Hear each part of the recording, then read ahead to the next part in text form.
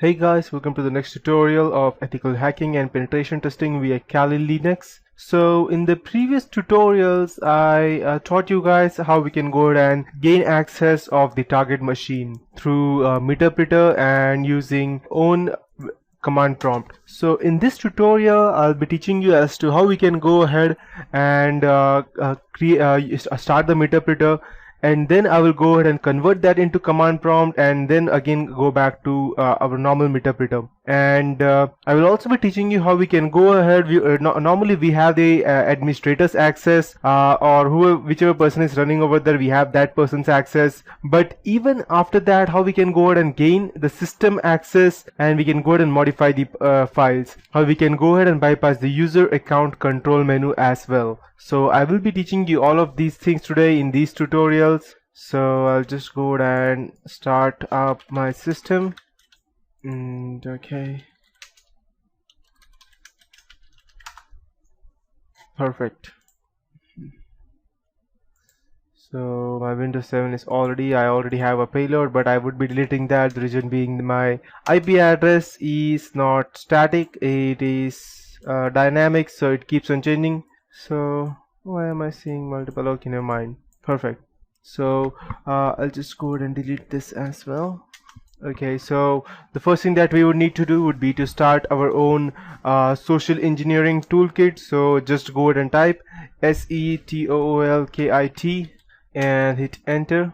And once you have the social engineering, and then fourth one, creating a payload and listener, and now the IP address. So my IP address would be yesterday it was 131, I believe. Never mind.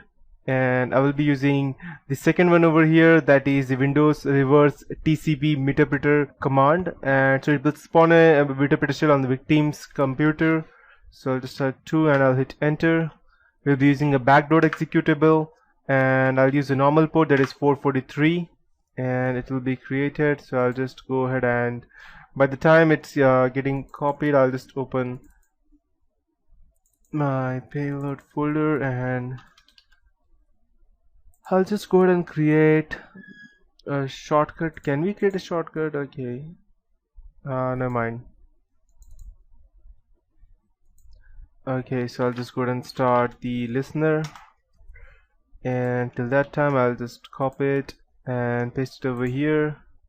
I will copy it, and I'll need to go ahead and turn off the defender first in order for me to do that.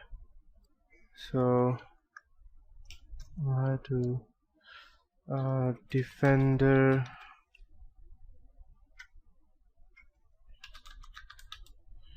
Windows Defender, what is it called exactly? Let me check. Okay.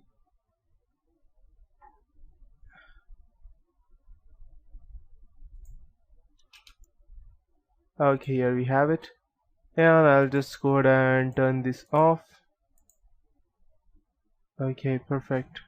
And I'll minimize that. I'll paste it over here. Okay, I'll just copy it again and paste it over here, and I'll just cut and I'll paste it over here in Windows 7. I'm unable to copy it together, that's why.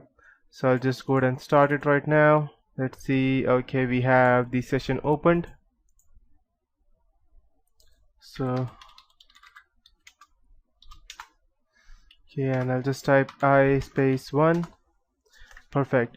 So now the first thing that I would like to go ahead and do would be, I'll be showing you how we can go ahead and get access of the command prompt from over here, and we can do anything that we want over here. So I'll just go ahead and type. There are multiple ways of doing that. A simple way would be just to go ahead and type shell, and you will be able to open. But just let me check, if I want to come back to the Meterpreter prompt, what would I have to do?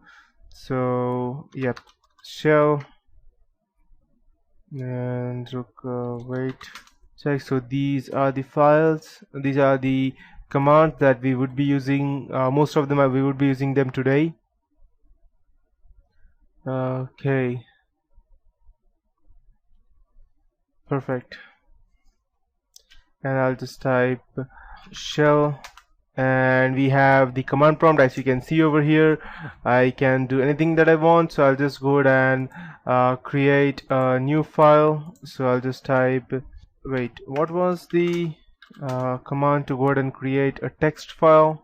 Let's check some of the important DOS command prompts that I would be teaching you today. So the first thing would be to go ahead and check the system information of a particular person. So in order for us to do that, just type system info and you will get all the information about that specific computer.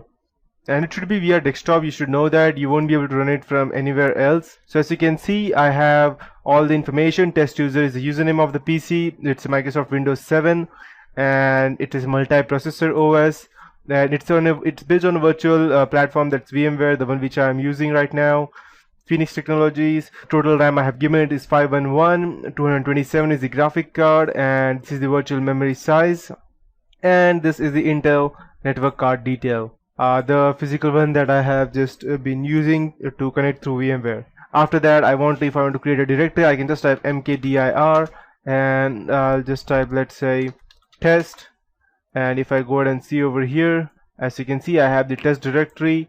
But from over here, if I want to check all the things that I have, that means I want to see all the files that are under desktop. So I'll just type dir and I will get all the files folders as well.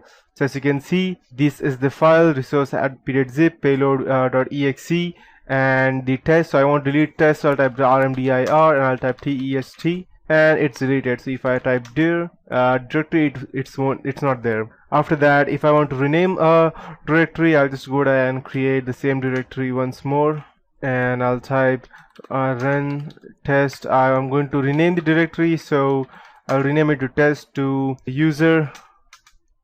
And if I go ahead and type dir, as you can see that the test has been converted to user over here. Then I can go ahead and use cd space period to go back, and again desktop to go cd desktop to go ahead and go in the same directory. After that, the best part over here would be to get all the once I have captured the computer of a particular person, the best thing that I would like to do would be to go ahead and get a list of all the directories that he has. Not exactly directories, but all the I'll just go ahead and add my computer over here. Okay, perfect.